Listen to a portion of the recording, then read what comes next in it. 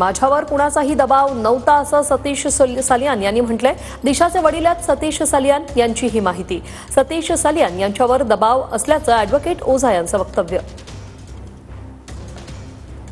मागच्या 5 वर्षात तुमच्यावरती दबाव होता का? आणि जर पोलीस अधिकाऱ्यांसमोर तुम्ही समोर जाऊन सगळं सांगितलेलं होतं तर तुम्हाला हे का शांत बसावं लागलं?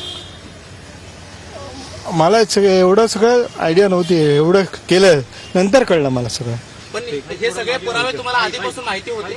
नाही, आधीपासून नाही माहिती, नंतर एक दोन वर्ष पूर्वी आले।